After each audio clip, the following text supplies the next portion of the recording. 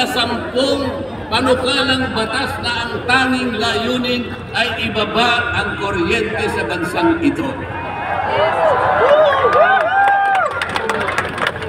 Ikinalulungkot ko pong ibahagi sa inyo na kahit isa'y wala man lamang pong nadinig.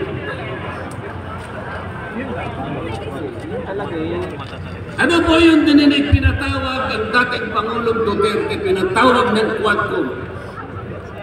At ang ginamit na pamamaraan ay yung isinasaad sa saligang batas, inquiry in aid of legislation. Natupad po ba yung inquiry in aid of legislation?